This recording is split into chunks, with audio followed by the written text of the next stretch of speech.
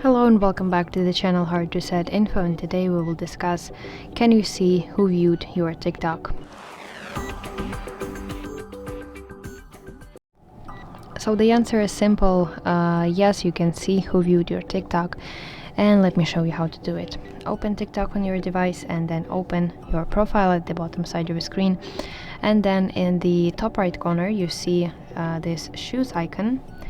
This is basically viewer history, and you want to turn it on, and people who viewed your profile in the past 30 days will appear here as the list.